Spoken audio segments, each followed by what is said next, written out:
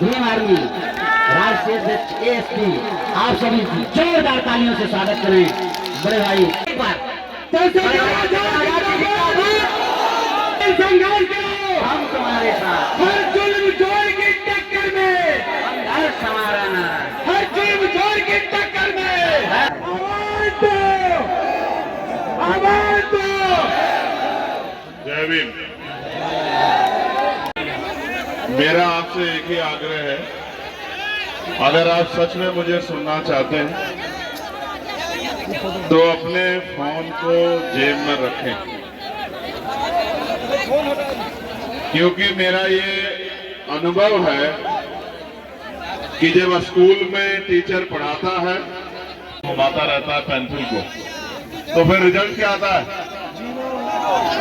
और जिसकी जीरो आती है ना, फिर वो उसको लोग जीरो ही कहते हैं। तो अपने अपने फोन, जो लोग मुझे सुनना चाहते हैं वो अपने अपने फोन जेब में रख लें, जो नहीं सुनना चाहते, जो देखना और वीडियो में रिकॉर्ड करना चाहते हैं, उनको अधिकार है। जो सुनना चाहते हैं, सीखना चाहते हैं, कुछ करना चाहते हैं, जो मुझसे कुछ सीख लेना चाहते हैं, मैं उनके लिए कह रहा हूँ। बाकी तो आप सब लोग महत्वपूर्ण हैं। और मैं धन्यवाद दूंगा प्रशासन के साथियों का और हमारे पुलिस महकमे के कर्मचारी का, अधिकारी का, कि आज उनको बहुत मेहनत जो है इस कार्यक्रम को सफल बनाने के लिए करनी पड़ रही है। मैं आपसे भी, जो मेरे इधर, इनसे भी, और जो मेरे सामने एक बहुत बड़ा समूह है, मैं आप सबका बहुत बहुत धन्यवाद करता हूं।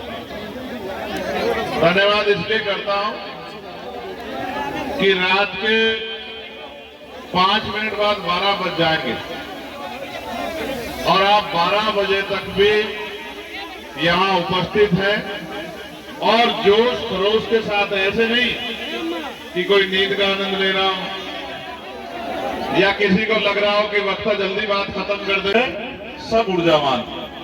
तो मैं आप सबका धन्यवाद देता हूं और सबसे ज्यादा धन्यवाद देता हूं यहाँ की आयोजक कमेटी का। अशोक धाम विजयदशमी बौद्ध मेला महोत्सव श्रावस्ती और यहाँ की जो आयोजक कमेटी है, संस्थापक रक्षाराम मौर्य जी, अध्यक्ष प्रोफेसर विमल प्रकाश वर्मा जी, प्रबंधक डॉक्टर विजय प्रताप मौर्य जी, सचिव माननीय रामदास कुलराज जी, कोषाध्यक्ष शिव कुमार मौर्य जी, संगठन मंत्री प्रभुनाथ मौर्य जी और महामंत्री पवन कुमार मौर्य जी मेरे साथ चल के आए। हमारे संगठन भीम आर्मी और आजाद समाज पार्टी के भी सभी नेताओं का और साथियों का मैं बहुत बहुत धन्यवाद करता हूँ। इस मंच पर उपस्थित सभी अतिथिगण का, उनका भी मैं धन्यवाद करता हूँ। मेरे साथ चल के आए भाई नीरज पटेल जी, मास्टर साहब, कितने साल का? आयोजकों द्वारा मुझे बताया गया कि हमने बड़े कठिन परिश्रम से मेहनत करके लड़के इस परिवर्तन की प्रक्रिया को आगे बढ़ाया। मैं उनके इस सराहनीय कार्य का दिल की गहराइयों से धन्यवाद करता हूं। बहुत हिम्मत की इस कमेटी को पुनः आभार। ऐसे ही संघर्ष करते रहिए, आगे बढ़ते रहिए और हम लोग भी अपनी सेवा जो है, जो हमारे लायक सेवा, उसको हम लोग निभाते रहे। मैं भी 4 साल से आने की कोशिश कर रहा हूँ। हर बार कोई ना कोई समस्या अंतिम समय आ जाती है, लेकिन इस बार हमने समस्याओं के दरवाजे तोड़ दिए। इस बार हमने कहा कि सारी समस्या एक तरफ और हमारा संकल्प एक तरफ। तो इस बार चलेंगे और अपनी जिम्मेदारी को पूरा करेंगे, अपनी बात को वहां रखेंगे, लोगों का जो है सानिध्य प्राप्त करेंगे। जहां मैं पैदा हुआ हूं वहां से बहुत दूर लगता है श्रावस्ती। अब तो जीवन बदल गया है। तो मैं अपनी बात को शुरू करते हुए समय समय पे भारत की धरती पे जन्मे सभी संतों, गुरुओं और महान पुरुषों को नमन करता हूं। और जैसा नीरज भाई ने कहा कि हम नमन उनके विचारों की वजह से करते हैं, ना कि जाति की वजह से।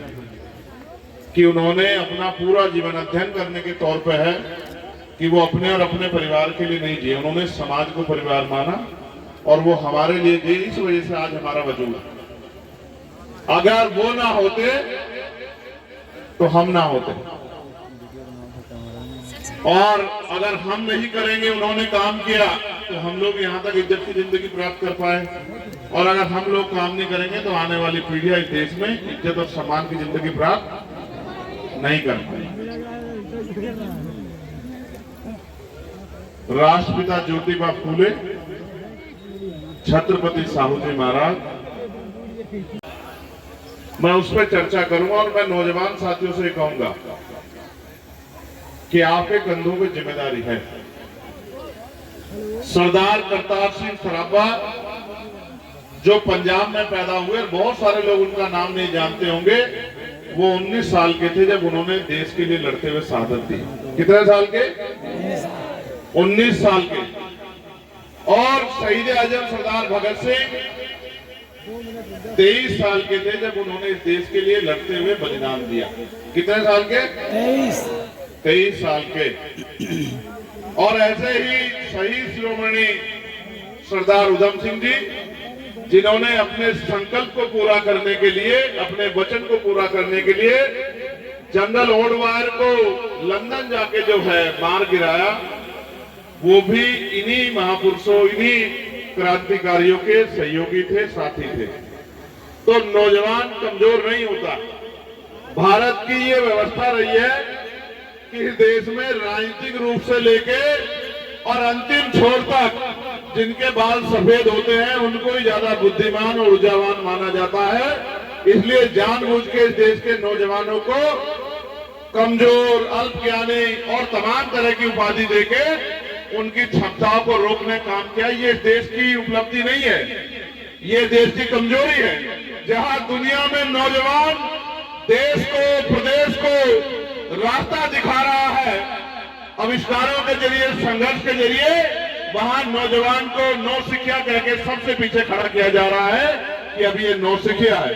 आपको मुझसे सीखना चाहिए कि अगर नौजवान अपनी पे आ जाए और नौजवान संकल्प कर ले तो दुनिया की कोई ताकत उसको रोक नहीं सकती। क्योंकि हवा को, वायु जिसको कहते हैं, वायु को, युवा को रोकने की शक्ति ब्रह्मांड में पैदा नहीं हुई है। युवा और वायु का कोई तोड़ नहीं है। तो मैं बात करूंगा जब हमारा देश अंग्रेजों के अधीन था और वो तारीख 14 अगस्त 1947 की थी, आजादी से एक दिन पहले की। क्योंकि आपने कारण और निवारण की बात की है, तो आज इस देश में हम बहुजन समाज के लोगों की स्थिति ऐसी क्यों है, महिलाओं की ऐसी स्थिति क्यों है, ये इसका कारण मैं बता देता हूं और निवारण भी मैं आपको साथ साथ बताता हूं। क्योंकि मैं सिर्फ आपको बीमारी नहीं बताऊंगा, मैं आपको उसका इलाज भी बताऊंगा। क्योंकि खाली बीमारी बताने से काम थोड़ा चलेगा, इलाज भी तो बताना पड़ेगा ना भाई। जैसे बाबा जी पर्चा निकाल के बताते हैं ना कि भाई आपका ये नाम है, आपकी ये परेशानी है, तो हमके बाबा से कम है, हम तो बाबा के नहीं आई या नहीं। तो चेले भी कहिए तो चेला तो गुरु से एक कदम आगे होना चाहिए, नहीं होना चाहिए, तभी तो असली चेला होता है। तो आज हम पर्चा भी निकाल देंगे और आपको निवारण भी बता देंगे। 14 अगस्त 1947 को जब देश अंग्रेजों के अधीन था, इस देश में जो कानून लागू होते थे वो आज के भारत के संविधान के कानून नहीं थे। और उससे पहले की जो व्यवस्था बनी थी, जो तंत्र था जिससे देश चलता था, जिनको हम लोग मनुस्मृति कहते हैं, जिसको बाबा साहब ने जलाया भी, उसके अकॉर्डिंग देश के कानून थे। और उन कानूनों में इतने बड़े वर्ग को अधिकारों से वंचित किया गया था, यानी कि मरना भी था और मरने वाला आदमी चिल्ला भी नहीं सकता था। तो 14 अगस्त 1947 के बाद 15 अगस्त को हम लोग आजाद हुए। लेकिन सोचो कि आजादी के साथ इतने बड़े समाज को क्या मिला। अगर 14 तारीख को किसी के पास 1 गज जमीन थी तो 16 अगस्त 1947 को वो 100 बीघे का साहूकार नहीं हो गया था, उसके पास 10 बीघे जमीन नहीं आ गई थी। अगर 14 तारीख को किसी के पास 100 रुपए थे तो 16 तारीख को उसके अकाउंट में 1 लाख रुपए नहीं आए थे, उसके पास करोड़ों रुपए नहीं आए थे। आजादी के अगले दिन की सुबह में भी उसके अकाउंट में 100 रुपए थे, और जिस पे 1 गज जमीन नहीं थी 16 तारीख को उसके पास 1 गज जमीन नहीं थी। यानी कि बहुत कुछ नहीं बदला था। बदला कब? जब भारत का संविधान 26 जनवरी 1950 को लागू हुआ, तब लोगों के जीवन में बदलाव हुआ। तो कारण ये है कि जो व्यवस्था बनी हुई थी, उस व्यवस्था के कारण आज भी 75 साल बाद भी जागरूकता की कमी के कारण हमारे लोगों के हाल ये, और निवारण ये है कि जिस दिन संविधान पूर्ण रूप से लागू हो जाएगा और संविधान सम्मत देश चलेगा, और इस देश में जिस तरह संविधान कहता है कि ना धर्म के आधार पे, ना जाति के आधार पे, ना स्थान के आधार पे, ना लिंग के आधार पे, ना ही भाषा के आधार पे कोई गैर बराबरी नहीं रहेगी, कोई छोटा बड़ा नहीं होगा, कोई ऊंचा नीचा नहीं रहेगा, कोई किसी का अपमान नहीं कर सकता है। जिस दिन ये पूर्ण रूप से लागू हो जाएगा और सब लोग भारतीय हो जाएंगे, क्या हो जाएंगे? क्या हो जाएंगे? क्या हो भारतीय हो जाएगा और अपने आप को गौरवान्वित महसूस करेंगे भारतीय कहने में। उस दिन शायद देश की परिस्थितियां बड़े पैमाने पर बदल जाए। मैं आपको एक बात और बताता हूं। नीरज भाई पंडाल की बात कर रहे थे, मैं इस पर चर्चा नहीं करना चाहता, लेकिन ये कड़वा सच है। लोग पंडाल में जाते क्यों? व्यवस्था के कारण गरीबी है, बेबसी है, लाचारी है, बीमारी है, तमाम तरह की समस्याएं हैं, और वो टीवी सीरियल से लेकर सब जगह पे ये बताया जाता है कि अगर आप बाबा के पास चले जाओगे, बाबा के पैर छू लोगे, बाबा से पर्चा बनवा लोगे, बाबा को आशीर्वाद प्राप्त कर लोगे, तो आपकी सारी बीमारी, लाचारी, गरीबी, बेबसी सब खत्म हो जाएगी। और ये जो बड़ा सा पंडाल सजता है और वो लाखों लाखों की संख्या में महिलाएं पुरुष वहां जाते हैं, वो इसलिए जाते हैं कि जो दुर्गति की जिंदगी वो जी रहे हैं, उस जिंदगी को हो सकता है बाबा के चमत्कार से या बाबा के आशीर्वाद से उनकी जिंदगी अच्छी हो जाए। लेकिन अच्छा सोचो कि अगर बाबा के आशीर्वाद से अच्छी होती तो फिर स्कूलों की जरूरत क्यों पड़ती? बीमार होते तो कहां जाते हो? बाबा के पास या हॉस्पिटल? कहां जाते हो? और जब पढ़ना पढ़ाना होता है तो कहां जाते हो? देखो, अच्छा स्वास्थ्य चाहिए, बीमारी होने पे हॉस्पिटल जाना पड़ेगा। बाबा भी जाते हैं, जाते हैं नहीं जाते हैं? एक बड़े क्रांतिकारी बाबा हैं, बाबा रामदेव जी, उनके एक अनुयायी, उनके करीबी।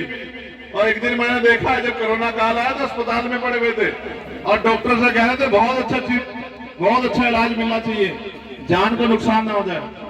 समझे नहीं समझे?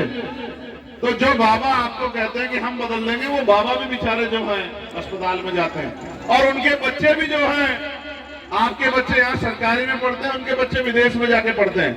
तो जब तक आप पे ज्ञान की कमी रहेगी तो मजबूरी में आपको लगेगा, जितनी महिला यहाँ बैठी, आपको ऐसा भी लग सकता है कि भगवान बुद्ध के आगे अगरबत्ती जला के, दिया जला के, माथा टेक के, या घुटनों के बल आके, या दंडवत आके आपकी जिंदगी बदल जाएगी। तो ये भी कोरा झूठ है। ये भी आप मेरी बात को सुन लेना। आपको लगे कि बाबा साहब के आगे धूप बत्ती लगा के, माथा टेक के, माला चढ़ा के, नारा लगा के आपकी गरीबी, बेबसी, लाचारी, बीमारी खत्म हो जाएगी, तो ये भी झूठ है। ये दोनों बातें उतनी ही झूठी है जितनी ये कहना कि सूर्य को छुआ जा सकता। सूर्य का टेम्परेचर 1.5 लाख डिग्री सेल्सियस है। कितना? 1.5 लाख। और 1500 डिग्री सेल्सियस पे लोहा पिघल के तरल पदार्थ बन जाता है पानी जैसा। उसका बाहरी आवरण है जो हजारों किलोमीटर दूर है, वो 1600 डिग्री से ज्यादा है, 6000 डिग्री से ज्यादा। इसलिए मैं आपसे कह रहा हूं, पढ़े लिखे नौजवानों से कह रहा हूं, माथा टेकने से नहीं, पढ़ाई करने से। समय आने पे जो प्रतियोगिताएं होती हैं उनमें और मेहनत करके कंपटीशन पास करने से जिंदगी में मुक्ति मिल सकती है, तरक्की हो सकती है। कहीं मेरे आगे माथा टेक लो। अभी 2-3 बच्चे आए, वहां पैर छुए, तो मैं तो सोचता हूँ कि क्या उठा लिया, नीचे तो कुछ था नहीं, मैंने तो कुछ रखा नहीं, तो क्या उठाया इन लोगों ने? आप बताओ क्या है मेरे पैरों में? कहते हैं भैया सिर पे हाथ रख दो। तो मैं सोचता हूँ, देखता हूँ हाथ को कि कुछ बना के, अभी ऐसा कुछ भी ऊर्जा का संचार नहीं हुआ। तो ये दोनों बातें मैं नौजवानों को कह रहा हूं। अगर ऐसा होता तो बाबा साहब की मूर्ति को छू के आदमी बाबा साहब जैसा बन जाता। नीरज भाई कह रहे थे मैं 11 साल मैंने किसी मूर्ति को नहीं छुआ, 11 साल दिन रात संघर्ष किया, आज भी संघर्ष कर रहा हूं और मैं तब तक संघर्ष करता रहूंगा जब तक इस देश में डॉक्टर बाबा साहब अम्बेडकर, माननीय काशीराम साहब और हमारे महापुरुषों के जो अधूरे सपने हैं जब तक वो पूरे नहीं होते तब तक हम लोग संघर्ष करते हैं। तो मैंने आपको बता दिया कि पंडालों में भीड़ क्यों होती है और उसका कारण क्या है। कारण यही है कि बीमारी है, घर में बेटा बीमार है, पति बीमार है, ससुर बीमार है, सास बीमार है, खुद बीमार है, तो पड़ोस के किसी भाई ने कह दिया कि वहां चले जाओ, वहां से आराम हो जाएगा, तो वहां चले गए, फिर कहीं और चले, कहते हैं डूबते को तिनके का सहारा। पैसे है नहीं जेब में क्योंकि गरीबी है, महंगाई है, इनकम इतनी है नहीं, तो इस वजह से भीड़ लगती है और उसी भीड़ का फायदा जो है वो ढोंगी पाखंडी बाबा उठाते हैं। मैं आपको बाबा साहब अम्बेडकर का एक किस्सा सुना रहा हूं, उम्मीद है ये आपके जीवन में एक बहुत बड़ा परिवर्तन करेगा। आपने बहुत लोगों से सुना होगा मार्च सत्याग्रह हुआ था 20 मार्च 1927 को। मार्च सत्याग्रह हुआ था जब बाबा साहब अम्बेडकर ने जिस तालाब में जानवर पानी पीते थे उस तालाब से अछूतों को पानी नहीं पीने दिया जाता था, बाबा साहब ने उसके लिए सत्याग्रह किया था। और बाबा साहब ने अपनी टीम को समझाया कि चाहे कुछ भी हो जाए हम लोग हिंसा का जवाब हिंसा से नहीं देंगे, क्योंकि आज हम सत्याग्रह कर रहे हैं। जब सत्याग्रह करने गए, उस तालाब से पानी पीने का प्रयास किया तो विरोध हुआ, लाठियां भी पड़ी। लाठी पड़ने के बाद बाबा साहब ने कहा था सत्याग्रह, टीम ने उनकी बात को माना। मैं आपसे भी कह रहा हूं नौजवानों, अपने नेता की नीति और नीयत को स्वीकार किया करो। जब आप नेता मानते तो उसकी बात को भी माना करो। उन्होंने बाबा साहब की बात को माना और लाठियां खाई, कुछ नहीं बोले। अंत बाबा साहब ने सबको इकट्ठा किया और कहा कि जब भी हम इकट्ठा होंगे, जैसे आज इस पंडाल में इकट्ठा हुए, तो हम कुछ ना कुछ संकल्प लेंगे। तो मार्च सत्याग्रह वाले दिन उन्होंने संकल्प लिया। 3 संकल्प इतने बड़े समूह को दिलाए। पहला कि आज के बाद हम मरे हुए जानवरों का मांस नहीं खाएंगे। क्या संकल्प था? ये बेटे चश्मे, तेरी मां बाद में तुझे मारा करेगी बात। ये नीला पट्टा डाल के घूम रहा था लेकिन सीखा तूने कुछ भी नहीं, रहा तू फिर वही उसी स्थिति में जिस स्थिति में जानवर रहता है। अगर मुझे तुम्हें भेड़ बनानी होती ना, भेड़ जैसी, तो मुझे कोई फर्क नहीं पड़ता। मैं तुम पे खूब नारे लगवाता, खूब फोटो वोटो डलवाता। मैं इस भीड़ से ना तुम मेरा भला कर पाओगे ना समाज का कुछ भला कर पाओ, ना अपना भला कर पाओ। तो जो सिखा रहा हूं उस पर गौर करो। मुझे मेरा कोई वोट का रिश्ता नहीं है आप लोगों से, ना भक्ति का है, ना मुझे कोई भगवान बनना है। मैंने तो 1 साल पहले जून, कब, अगस्त में, जून में मैंने तो गोली खाई है।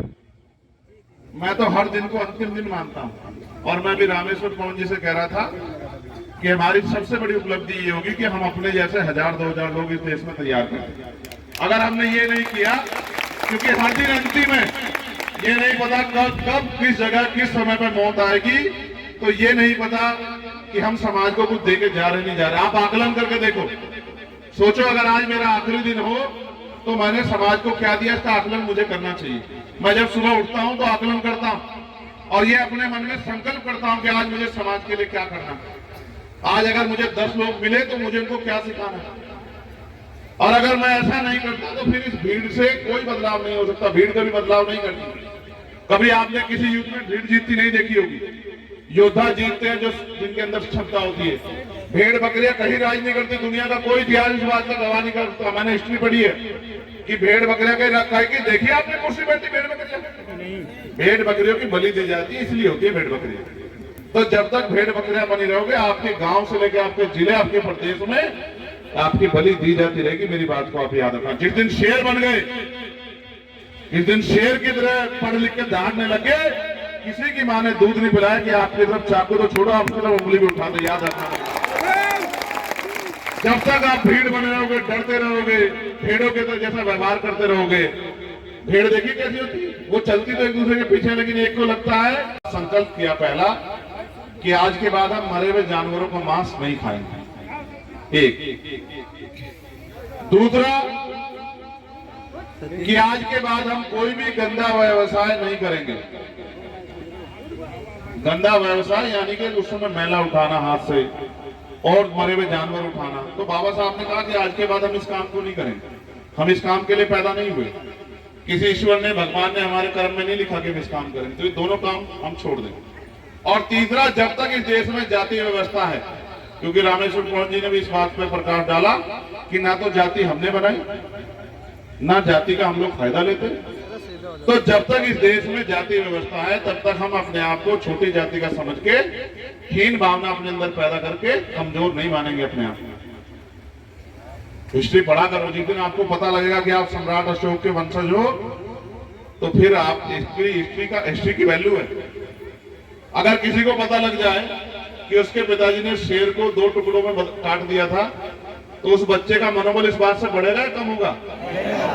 और किसी को पता लग जाए कि बिल्ली से डर के इनके पिताजी घर में घुस गए थे, तो उस बच्चे का मनोबल बढ़ेगा कम होगा? हिस्ट्री पढ़ोगे तो आपको पता, हिस्ट्री बनाई इसलिए गई है कि आप लोग अपने आप को कमजोर समझते हैं। पढ़ो ना हिस्ट्री, कौन मना कर रहा है? हिस्ट्री पढ़ने में पैसे नहीं लगते हैं, आजकल तो आपके फोनों में किताबें आ गई है। हिस्ट्री पढ़ो, इस फोन का प्रयोग से वीडियो देखने के लिए मत करो, पढ़ो, ज्ञान हासिल करो, अपने ज्ञान से अपनी उपलब्धि हासिल करो। तो मैंने आपको 2 चीज समझा दी, एक बाबा साहब का संकल्प और दूसरा कारण और निवारण। और एक चीज जिसको मैं पार्लियामेंट में लगातार बोल रहा हूं वो ये है कि इस देश में समान शिक्षा पॉलिसी लागू होनी चाहिए। उसका कारण है, बाबा साहब ने भी कहा, कबीर जी ने भी कहा, रैदास जी ने भी कहा, नानक जी ने भी कहा, संत गाड़गे जी महाराज ने भी कहा, नारायण गुरु ने भी कहा। गाड़गे जी महाराज तो और आगे निकल के उन्होंने कहा 1 रोटी कम खाना, लेकिन अपने बच्चों को जरूर पढ़ाना। उन्होंने कहा थाली ना हो तो हाथ पे रख के खाना, लेकिन अपने बच्चों को जरूर पढ़ाना। तो इस देश में जब से कमजोर वर्गों के लोगों ने शिक्षा प्राप्त करनी शुरू की है, गरीबों ने शिक्षा प्राप्त करनी शुरू की है, तो मिली जुली सरकारों ने जो केंद्र में बैठी है, ये इनसे पहले वाली, उन्होंने इस देश में सबसे बड़ा काम ये किया कि प्राइवेट सेक्टर को इतना मजबूत कर दिया शिक्षा के मामले में कि आज सफेद पत्थरों जैसे जो है बड़े बड़े कॉलेज बने हुए हैं, जिनमें गरीब का बच्चा उसको दूर से देख तो सकता है लेकिन घुस नहीं सकता। और फिर ICSE बोर्ड बना दिया, CBSE बोर्ड बना दिया, और भी कोई एक आधा बोर्ड बन जाएगा। एक तरफ सरकारी स्कूल में उत्तर प्रदेश की जो माध्यमिक शिक्षा, प्राइमरी शिक्षा, और दूसरी तरफ CBSE आई थी। अब इनका कंपैरिजन करके देखो, CBSE के कक्षा 5 का और यूपी बोर्ड के कक्षा 10 के बच्चे का अंग्रेजी के विषय पे कंपैरिजन करके देखो, आपको पता लग जाएगा। अगर जमीन आसमान का अंतर ना हुआ तो आप मुझे बताना। और कहते हैं कि हिंदी हमारी मातृभाषा है, पता नहीं कितनी बड़ी बड़ी बातें करते हैं, लेकिन अपने यहाँ चाहे वो कोर्ट का मामला हो, चाहे और कोई सब्जेक्ट हो, सब में जो है अंग्रेजी को बराबर तौर पे जो है अहमियत दी जाती है और अंग्रेजी का सम्मान किया जाता है। और कोई अंग्रेजी में 4 बात कह दे तो सामने वाले का मनोबल गिर जाता है, जिसपे हिंदी आती है। वो सोचता है कि ये बहुत अंग्रेजी में बात करे तो बहुत विद्वान। आप सोचो, वो दुनिया में जहां अंग्रेजी जिनकी जो है मातृभाषा है वो तो अंग्रेजी में बोलते हैं, तो इसका मतलब वो बहुत ज्ञानी होंगे। हमारी मातृभाषा यहाँ हिंदी है, और जहां से मैं आया हूँ पश्चिम से, हम तो ठेठ बोलते हैं। हमारे शब्द तो ऐसे सुन के आदमी सोच में पड़ जाता है कि क्या कहा इन्होंने।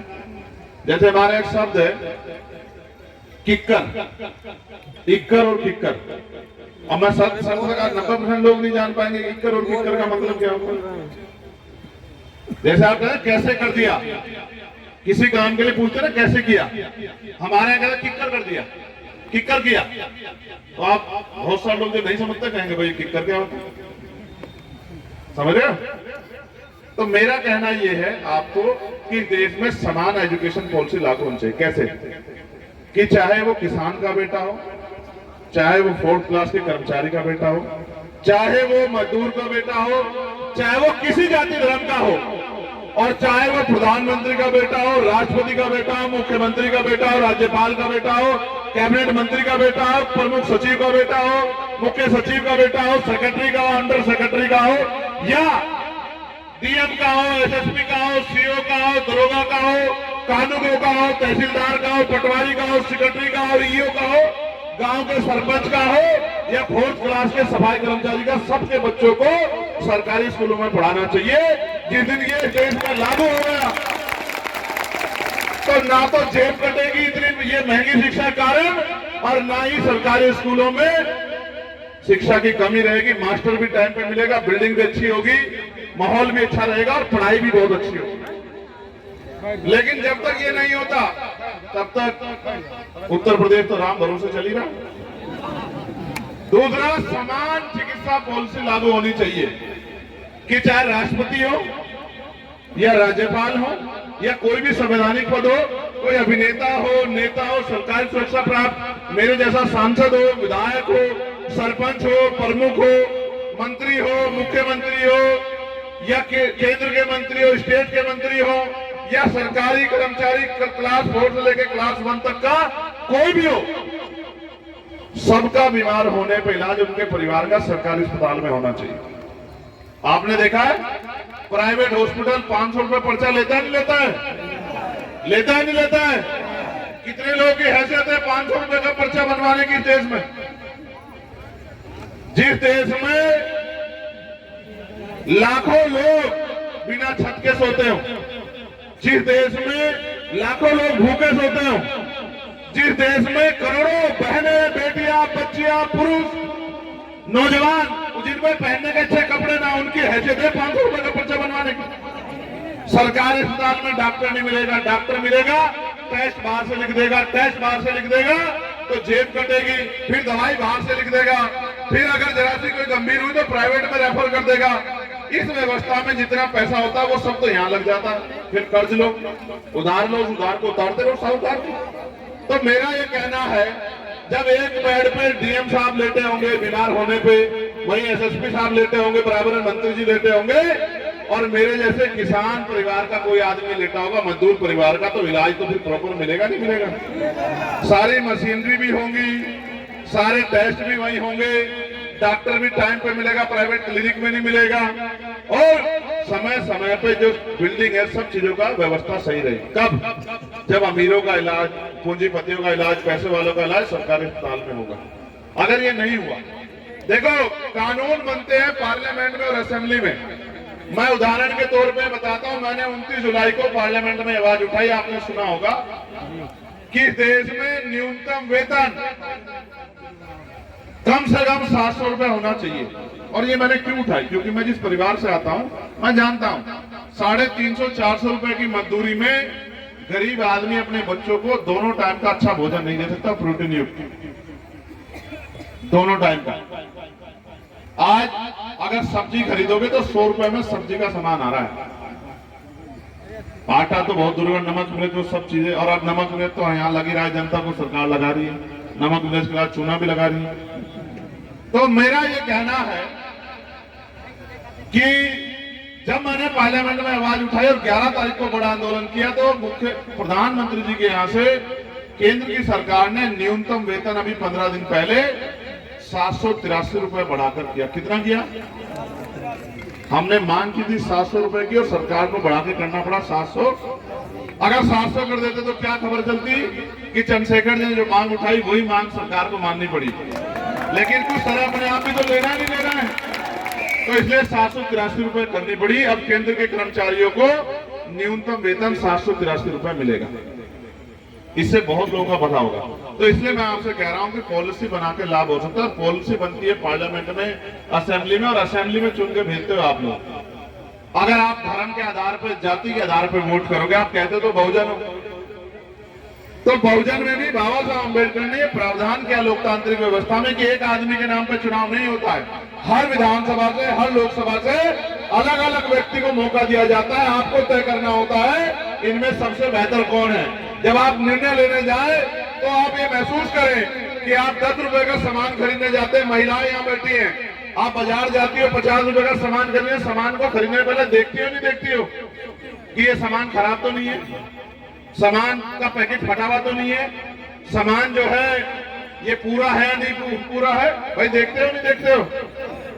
जब आप 150 रुपए के सामान को देखते हो, करोड़ों रुपए से कीमती बाबा साहब अम्बेडकर के 4 बच्चों कुर्बानी से मिली वोट को जब डालने जाते हो, क्यों नहीं सोचते हो कि भाई ये नेता आपकी आवाज सुनेगा नहीं सुनेगा, कभी आपकी बस्ती में दिखाई देगा नहीं देगा, कभी आपकी आवाज उठाएगा नहीं उठाएगा, कभी आपके लिए संघर्ष करेगा नहीं करेगा, आपके भावनाओं के विरुद्ध दूसरी पार्टी में जाके आपको धोखा तो नहीं देगा, आपको बेवकूफ बनाने का काम तो नहीं करेगा, जिनके खिलाफ वोट दी है उन्हीं साथियों के उन्हीं दूसरे विरोधियों के साथ मिलने का काम तो नहीं करेगा। जब तक आप सोचोगे समझोगे नहीं तब तक बात नहीं बनेगी।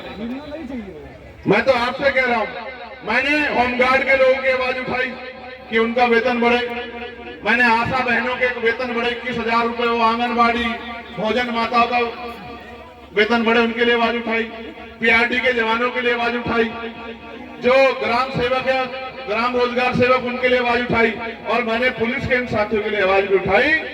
जब मैंने पार्लियामेंट में आवाज उठाई तो भाजपा के जितने नेता थे खड़े हो गए, नहीं नहीं नहीं ये स्टेट का इश्यू है, पुलिस की बात नहीं हो सकती है। मैंने मांग ये उठाई थी कि पुलिस की घंटी, पुलिस की ड्यूटी जो है, मैं उत्तर प्रदेश को देखता हूं, मैंने देखा महसूस करता हूं, जब हम रैली करते हैं आंदोलन करते हैं, हमसे आगे आगे हमारे पुलिस के भाई चलते हैं, इनकी वर्दी भी मोटी, हमारी शर्टें उसकी हैं सूती, क्या कहते हैं भाई इसको, कॉटन, हाँ अंग्रेजी का जमाना है, हमारी कॉटन की है, हमें इसमें गर्मी लगती है, ये हमसे आगे आगे चलते हैं, पसीने में तरबदर हो रहे होते हैं, ये भी नहीं पता बीमार हो जाए, चोट लग जाए, कोई परेशानी हो जाए, हमारी सुरक्षा में जी जान लगाते हैं, जनता के लिए 24 घंटे ड्यूटी करते हैं। तो मेरी ये मांग थी कि पुलिस की ड्यूटी 8 घंटे की होनी चाहिए, और उनको भी और कर्मचारियों की तरह, क्योंकि वो भी सरकार के कर्मचारी हैं, सप्ताह में 1 दिन अवकाश मिलना चाहिए। और बॉर्डर स्कीम का जो नुकसान उनको हो रहा है कि अगर एक छुट्टी भी मिली तो वो पूरा दिन तो जाने में लग जाएगा, एक अगला दिन और चला जाएगा आने का, तो बॉर्डर स्कीम जो है उसको हटाना चाहिए, उनके बराबर के जिले में उनको मौका मिलना चाहिए, और उनकी वेतन विसंगता दूर होनी चाहिए। मैं तो सबके लिए आवाज उठा, जबकि कई जगह पुलिस के साथ ही, जैसे लखनऊ में एक लड़का मार दिया पुलिस के लोगों ने, और वो लोग आज आंदोलन करे, धरना लगा थे, मैं रास्ते में आता, मुझे फोन किया भैया आप आ जाओ, तो मैंने कहा मैं श्रावस्ती जा रहा हूँ, कल आकर देखता हूँ। तो इस तरह की घटनाएं जो थे सब तो अच्छे नहीं है, सब बुरे भी नहीं। एक भाई ने कहा था हमारे साथी ने कि प्रिया मौर्य का मामला, मैं आपको वचन देता हूं, हालांकि आप जानते हैं कि मैं हरियाणा चुनाव में व्यस्त था, प्रिया मौर्य की हत्यारे, मैं इस मंच से वचन दे कहता हूं, वो सब जेल में जाएंगे, कोई नहीं बचा सकता, चाहे कितने भी लोग बना। और अगर जाके पे आंदोलन करना पड़ा तो भी इससे पीछे नहीं हटेंगे, मेरी बात को आप याद रखना। यहाँ के जरिए मैं प्रशासन के जरिए वहां के पुलिस के कर्मचारियों को, एडमिनिस्ट्रेशन कर्मचारियों को कहना चाहता हूँ, अधिकारियों को, किसी की बच्ची की जान गई है, हम सब परिवार वाले, सोचो अगर आपके परिवार के साथ हो जाता तो कैसा लगता है, बहुत तकलीफ होती है। देखो 2 चीजें कह रहा हूं, पहली ये जिसका जाता है उसे पता लगता है, और जिसकी शादी हो गई हो, जिसके बच्चे, उनसे पूछो कि अपने बच्चे का दुख कैसा होता है। जब अपने बच्चे को तकलीफ होती तो आदमी हर कीमत चुका सकता है। अगर कहो शेर से लड़ने की बात हो जाए, बेटे की जान बचाने के लिए, बेटी की जान, तो शेर के 2 टुकड़े कर देगा आदमी। समझते हो? किसी से भिड़ना पड़ जाए, बिजली से, पानी से, किसी से, ऐसा होता है अपने खून का दर्द। जिनकी गई है उनसे पूछ के देखो, जिन्होंने जिस माँ ने 9 महीने पेट में रखी थी उससे पूछो, जिस पिता ने अपना खून दे दे के पिला पिला के जो है बड़ी की, क्योंकि ये पसीना जब बहता है ये खून ही होता है अपने बच्चों को पालने के लिए। जिसका नहीं उसको क्या ऐसा, मानवता तो मर गई इस देश में लोगों की। गरीब आदमी जब घर से निकलता है मजदूरी करने के लिए, छोटा बच्चा होता है तो बच्चा कहता है कि पापा मैं साथ जाऊंगा, तो वो मना करते हैं कि भाई आप नहीं जा सकते, तो कहता फिर वो उसको टहलाने के लिए, गुमराह करने के लिए कहता है कि भाई मैं तेरे लिए चीज लेके आऊंगा, तो कहता बताओ क्या लेके आओ, तो वो कोई ऐसी चीज मांग ले जो उसकी हैसियत ना हो, तो क्या करेगा वो बाप, तो मन मसीद के रह जाता है, चुप हो जाता है, कहता ठीक है भाई कोशिश करूंगा। मेरे पिताजी ने मुझे जूते चाहिए थे, इसलिए उन्होंने जूते नहीं बनाए, मेरे आज भी याद है। ये सबकी समस्या है भाई, ये कॉमन है। ये हर गरीब की समस्या है। मेरे पिताजी ने लंबे समय तक साइकिल को 25-30 किलोमीटर का सफर तय करते थे, वो पढ़ाने जाते थे, क्योंकि वो पैसा हमारे लिए बचाते थे कि भाई उनके औलादों को आगे आने वाले समय में जरूरत पड़ेगी। मेरे पिताजी, हम 6 बहन भाई हैं, तीनों बहनों की शादियां मेरे पिताजी ने उनको बाद तक भी पढ़ाने का काम किया, मेरी बहनों को भी और हमें भी, सबको, क्योंकि वो एजुकेशन की महत्ता को समझते थे। मैं आपसे कह रहा हूं नौजवान भाई, पढ़ो और खूब मेहनत करके पढ़ो। माँ बाप अपना खून पसीना लगाते हैं कि उनकी औलादे ऐसी जिंदगी ना जिए जैसे उनको जीनी पड़ी। तुमने तो कुछ नहीं देखा दुनिया में, तुम्हें नहीं पता होगा नौजवानों को भारत की स्थिति क्या थी। एक समय था कि कोई खाट पे नहीं बैठने देता, एक समय था कि नीला झंडा नहीं लगाने देता था कोई, एक समय था कि वोट डालने नहीं जाने देता था कोई। इतना सामंतवाद था। उस सामंतवाद की बेड़ियों को काट के हमारे महापुरुषों ने आज हमें यहाँ खड़ा किया इस देश में। और फिर मेरी बात को याद रखना, मांगने से कुछ नहीं मिलता। हजारों साल आप जुल्म सहते रहे, आपकी बच्चों से लेकर आपकी महिलाओं को, आपके घर के अपमान को, असम्मान को कुचला गया और तमाम तरह के पाबंदियां लगा के आपको जानवरों जैसी जिंदगी जीने के लिए मजबूर किया गया। आपके आंसू देख किसी ने बदलाव नहीं किया। अगर इस देश में डॉक्टर बाबा साहब अम्बेडकर नहीं पैदा होते तो सोचो आज आपका जीवन कैसा होता, लिखा गया कैसा होता। तो मैं आपसे कहता हूं कि आपसे बेहतर जीवन विरोधियों के जानवरों का होता। आपने नहीं देखा, अमीर आदमी कुत्ता पालता है। इस प्रदेश में तो मैंने ये भी देखा, अगर भैंस किसी की चोरी हो जाती तो भैंस मिल जाती थी, सब काले रंग की होती, सफेद भी नहीं होती। कुत्ता खो जाता, कुत्ता मिल जाता। मैंने देखा, मैंने जिंदगी देखी है भाई। अमीर इस देश में अमीर कुत्ता पालता है तो उसके लिए बढ़िया गाड़ी भी रखता है, उसको घुमा के लाता है, रखता है। और जैसा खाना आप खाते हैं उससे बढ़िया खाना उसको खिलाता है। बीमार होने पे बढ़िया डॉक्टर यहाँ ले आता है और दूध पिलाता है।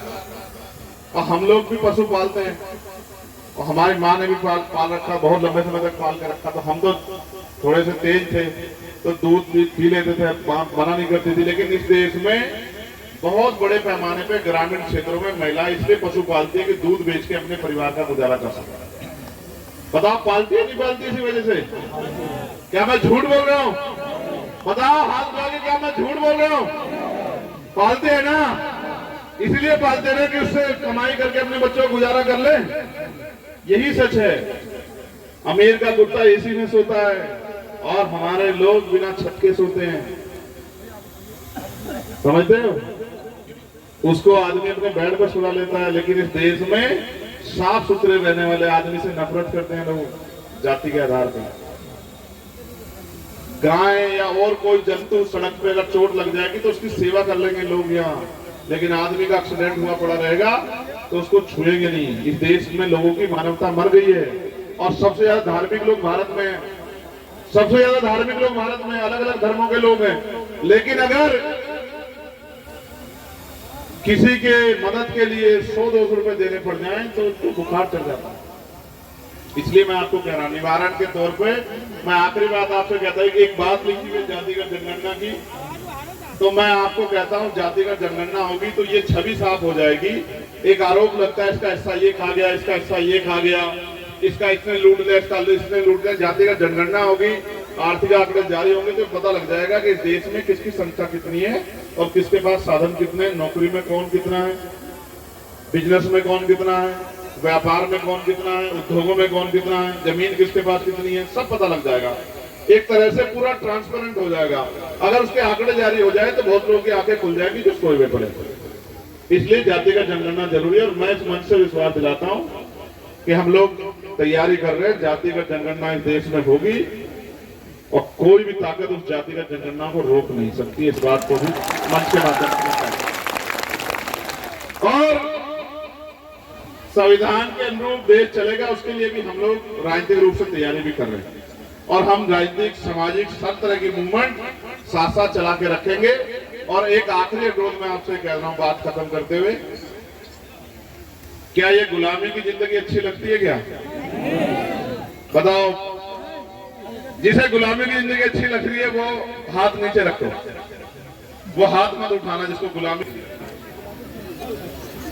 और जब गुलामी की, देखो एक तो बात ये है कि ये वो लोग हैं जिनको गुलामी की जिंदगी अच्छी नहीं लग रही है। अब बात गुलामी की बेड़ियां काटने में साथ देना चाहता है, देना चाहता है गुलामी की बेड़ियां काट रहे हैं, वो दोनों हाथ खड़े करो, एक हाथ को नहीं माना जाएगा, हाथ उठाएगा उसी की बात मानी जाएगी।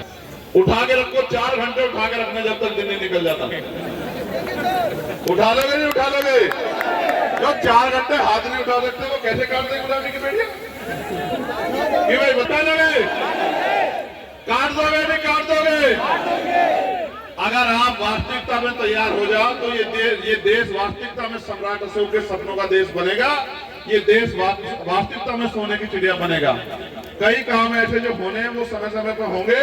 मैं श्रावस्ती के साथियों का इतना प्यार देने पे बहुत बहुत धन्यवाद करता हूँ।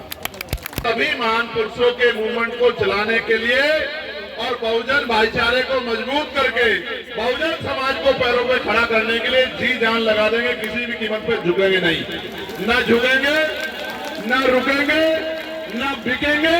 और वो नोट नहीं बना जो आपकी मजबूत आवाज को खरीद लो, इस बात को मेरी याद रखना। और यहाँ से चला हुआ ये कारवां पूरे देश में जाए, पूरी दुनिया में जाए अभी, और इसी तरह से ये विचारधारा आगे बढ़ती रहे।